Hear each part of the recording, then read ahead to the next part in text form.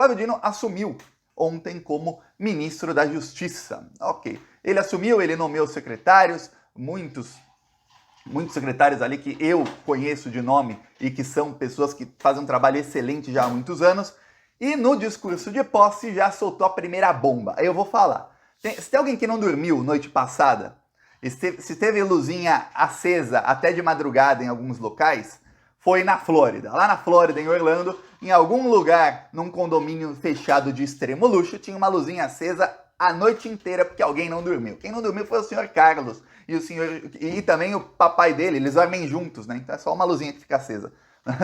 O Jair Bolsonaro também não dormiu. Por quê? Porque o Flávio Dino disse o seguinte, que ele vai federalizar o caso Marielle Franco. Vamos lembrar, a Marielle foi assassinada em 2018, no começo de 2018. Vamos fazer aí 5 anos, vai fazer aí 5 anos em que o caso não é solucionado. O caso passou a ser investigado pelo Ministério Público do Rio de Janeiro. O Ministério Público do Rio de Janeiro está aparelhado pelo bolsonarismo. O senhor governador Wilson Witzel foi eleito junto com o Bolsonaro e aparelhou ali. No momento em que o Wilson Witzel, então governador, isso foi em 2019, fim de 2019, em que ele briga com o Bolsonaro, vamos lembrar, ele brigou com o Bolsonaro que ele falou que queria ser presidente da República em 2022. Queimou a largada, o cara que queimou a largada e vai acabar preso, por isso é o Witzel. Tá, ele brigou com o Bolsonaro. Quando ele briga com o Bolsonaro, o que acontece? A investigação começa finalmente a andar e a gente começa a ter novas revelações. Foi ali que tivemos a revelação de que ao entrar no condomínio do Bolsonaro, o assassino saiu de lá, o assassino da Marielle falou que ia para casa 58, que é a casa do Jair Bolsonaro. Tivemos aquela revelação só porque teve essa briga de Bolsonaro com o Witzel. E também tivemos um pouquinho antes a revelação de que os assassinos tinham saído da casa do Bolsonaro, mas aí depois o caso parou. Depois disso, o Witzel foi derrubado, ele também deixou o Ministério Público do Rio de Janeiro ir para cima do Flávio Bolsonaro, e aí que foi o estopim. Bolsonaro conseguiu com um amigo do STJ uma decisão, inclusive ilegal, viu? Não que eu goste do Witzel, não gosto, mas já nem seria mais governador de qualquer maneira que acabou o mandato, mas uma decisão ilegal que derrubava o governador e não derrubava o vice que estava envolvido nos crimes, que inclusive se reelegeu, né? Cláudio Castro. Tá, o que acontece? A partir daquele momento, o Cláudio Castro aparelhou completamente o Ministério Público do Rio de Janeiro pró-Bolsonaro. Não tivemos mais revelação sobre absolutamente nada. Os poucos procuradores que querem realmente trabalhar começaram a trabalhar em silêncio e não apresentavam mais provas, não apresentavam denúncia, não apresentavam nem pedidos a juízes, porque aí se torna público. Por quê? Porque eles sabiam que se mostrassem que estavam trabalhando para investigar, seja Flávio Bolsonaro ou o caso Marielle, seriam perseguidos. Tivemos aí troca de delegados, o caso Marielle, tivemos promotora bolsonarista que tinha foto com a camisa do Bolsonaro investigando o caso. Tivemos um delegado bolsonarista que era chefe do caso, que falou coisas absurdas sobre o caso Marielle. Enfim, agora não. Agora vai ser a Polícia Federal, mas não a Polícia Federal do Bolsonaro. A Polícia Federal do Flávio Dino, quem vai investigar o caso. Tic-tac, tic-tac, agora a casa vai cair. Agora, a Polícia Federal, com todo o aparato da Polícia Federal, que é grande, e com todo o poder que a Polícia Federal tem, eu vou falar, é um poder muito maior do que o Ministério Público do Rio de Janeiro, muito, muito maior. A Polícia Federal é federal. A Polícia Federal pode fazer busca e apreensão em endereços em diferentes estados, pode fazer um escarcéu que o Ministério Público do Rio de Janeiro demoraria muito mais para fazer. Precisaria de juízes de outros estados e tudo mais, ou seja, a Polícia Federal tem um poder de investigação mais rápido e mais amplo que um Ministério Público estadual. E eu vou falar, a Polícia Federal é para cima com tudo, porque no discurso de posse não precisava ter falado isso. Essa é a melhor parte, isso é o que eu mais estou gostando das falas do Flávio Dino. E não é que ele é provocado a falar, alguém vai lá e pergunta para ele exatamente isso. Não! Ele não precisava ter falado do caso, podia ter ficado quieto, falado de outro assunto, falado de, os ministros do Bolsonaro falavam de ideologia de gênero, de não sei o quê, blá blá, aqueles blá blá fascista. Agora não. O Flávio Dino assume, aí ele chega e fala, olha, eu prometi para a Aniele é a Aniele Franco, que é irmã da Marielle e que se tornou ministra. Tá.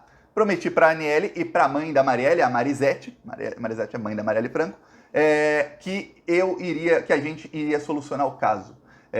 A Polícia Federal não vai medir esforços e o Estado brasileiro tem a obrigação de solucionar o caso Marielle. Quer dizer, a Polícia Federal não vai medir esforços. Que quem está medindo esforço? Quem não está fazendo esforço nenhum? Ministério Público do Rio de Janeiro. Vou refrescar sua memória sobre o caso e você vai entender como a coisa é grave para o senhor Jair Bolsonaro. Vamos lá, o que a gente tem sobre o caso Marielle? Primeiro, a Marielle foi assassinada no Rio de Janeiro, à noite, 8 da noite. A Marielle foi assassinada por uma milícia chamada Escritório do Crime. Essa milícia foi fundada pelo Adriano da Nóbrega. Você tem vídeos, quando ele morreu, do Flávio Bolsonaro e do Jair Bolsonaro dizendo serem amigos do Adriano da Nóbrega, chefe da milícia que matou a Marielle. O nome da milícia Escritório do Crime é um nome bem didático. Assim, eles deviam saber lá que os bandidos não são muito inteligentes, ó, Escritório do Crime. Você quer um crime, vai onde? No Escritório do Crime. Você encomenda crimes ao Escritório do Crime. Esse era o negócio deles. Nome didático. Tá. Essa foi a milícia que matou a Marielle. A Marielle, 3 semanas antes de ser assassinada, ela teve uma briga pública com o Carlos Bolsonaro. Chegou num nível em que o Carlos Bolsonaro não entrava mais no elevador da Câmara de Vereadores do Rio de Janeiro se tivesse a Marielle ou alguns dos funcionários dela. Ele não entrava. Ele preferia ir 9 andares de escada. Isso foi antes do Bolsonaro ser presidente. Quando o Jair Bolsonaro se tornou presidente, o Carlos Bolsonaro, segundo dizem, ele passou a andar só de escada. Ele tinha medo de alguém fazer uma... Eu já falei espanhol, trampa. Alguém fazer uma armadilha contra ele no elevador, alguma coisa assim. Ele tinha medo. Aí, ó, gente, desculpa, eu toco aqui na mesa, fica tremendo a câmera, né? Mas vou fazer o quê? Então, ele andava os sets todos de escada, 9 andares, para não pegar mais elevador. Mas na época em que a Marielle ainda estava viva, antes dela ser assassinada, não, ele andava de elevador normalmente. Ele ainda não era filho do presidente, ninguém nem sabia que o Bolsonaro ia ganhar a eleição. Tá, era um sonho distante do Carlos ainda. Brigaram feio, ele já não pegava mais elevador com ela. Estranho. Aí você tem ali um filho que brigou feio com ela. Você tem um outro filho e o pai deles, né, que são amigos do chefe da milícia que a assassinou. Aí a coisa vai piorando. Por quê? Porque aí você tem provas, inclusive por vídeos e tudo mais, de que o carro que assassinou a Marielle, o carro de onde saiu o assassino da Marielle, saiu do condomínio do Bolsonaro. Só que não mora só o Bolsonaro ali, também mora o filho que brigou com a Marielle, que é o Carlos. O Carlos na casa 38, Bolsonaro na 36 e Bolsonaro na casa 58. Eu falo, peraí. E o assassino também morava ao lado do Bolsonaro, inclusive. Vai falar, peraí, meu.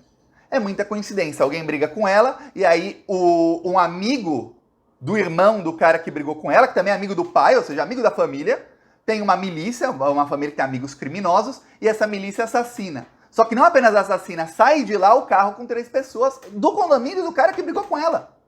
Mas qualquer caso, você troca os nomes aqui. Tira Marielle, põe Maria. Tira Carlos, põe João. Tira Jair Bolsonaro, põe José.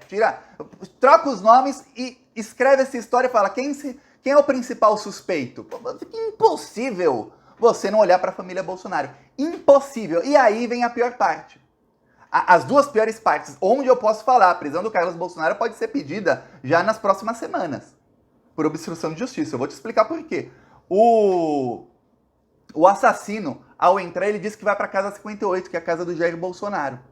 O carro entrou lá com 2 pessoas e saiu de lá com 3 pessoas. Até hoje não sabe quem é o terceiro elemento daquele carro. Mas saiu do condomínio. Aí vem a pior parte que torna o principal suspeito um suspeito 100 vezes maior. Em qualquer crime você fala, pronto, tá solucionado, eu não tenho o que falar. Se você já assistiu série, filme de crime, você olha aí e fala, não, acabou, já solucionei, que roteiro mal feito, não tem nenhum plot twist, ou seja, não tem nenhuma surpresa no final. Pô, o Carlos Bolsonaro, quando sai a notícia de que o assassino foi para casa 58, ele vai até a portaria do condomínio, ele pega o computador, ou seja, onde tem provas, ali tem os áudios dos porteiros usando o interfone oficial. Muitos condomínios fechados, e eu sei que eu já morei em condomínios, inclusive muitos prédios até, que chamam condomínio, mas é só um prédio, o porteiro às vezes não chama pelo interfone, ele chama por telefone, ele tem o WhatsApp, ele tem o celular da pessoa. E ele se comunica dessa maneira, ou ligando pelo WhatsApp, tem um celular que é do condomínio, ou falando pelo WhatsApp, às vezes mandando áudio e tudo mais. Tinha prédio que eu morava que o porteiro só falava comigo no WhatsApp, não ligava.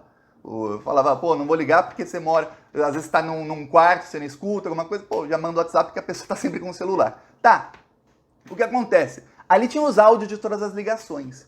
E aí foi onde o Carlos Bolsonaro se tornou, para qualquer pessoa que estude o caso, 10 vezes mais suspeito. Ele pegou aqueles áudios todos, ou seja, ele podia deletar, ele podia renomear, ele podia fazer o que quisesse com aqueles áudios. E aí ele tenta provar, sem ninguém perguntar nada, ele tenta provar que ele não estava no condomínio quando chegaram os bandidos. E aí ele vai lá, pega um arquivo de áudio, e a única maneira, pelo vídeo, que o próprio Carlos Bolsonaro fez um vídeo. A única maneira de você saber o horário é porque no nome do arquivo, qualquer pessoa clica com o botão direito, clica em renomear e renomeia. Ali tinha o horário também, no nome do arquivo, não que ele mostrou ali propriedades do arquivo, se foi modificado, se não foi, quando foi gravado. Não, ele mostrou ali o nome do arquivo apenas, uma coisa extremamente fácil de se editar. Em menos de 10 segundos se edita. Tá. Aí ele mostrou que, olha, às 5h10, o assassino amarelo chegou algum tempo antes. Às 5h10, alguém ligou pra mim dizendo que meu Uber chegou. Aí é uma ligação, dá pra escutar a voz do Carlos Bolsonaro, e ele fala, olha, alguém fala, o senhor Carlos, seu Uber chegou. Ele fala, tá, ok. Pronto. Ele tava lá. Enquanto estavam os assassinos, o Carlos Bolsonaro tava lá. E pediu um Uber, e o Uber dele chegou.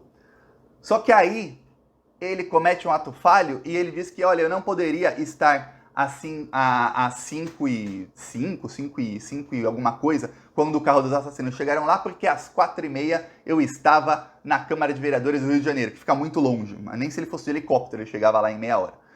E aí, não, talvez de helicóptero, mas até embarcar, desembarcar, acho que não. Mas aí o que acontece? Ele mente, que ele não estava lá às 4h30, porque às 5h10 ele estava recebendo um Uber. Quer dizer, ele diz, não dava para eu chegar no meu condomínio em meia hora, mas em 40 minutos dava. Então você já estava lá antes. Aí eu venho pior, então você tinha um álibi já. Por uma coisa que ninguém tinha acusado ele. Você ligava os pontos e falava, pô, tá ruim aí pro Carlos da situação, viu? Você vê aí quem tinha motivo aí, você vê as ligações, quem foi assassino e tudo mais, coisa tá ruim, viu, Carlos? A partir daquele momento você fala, peraí. Peraí.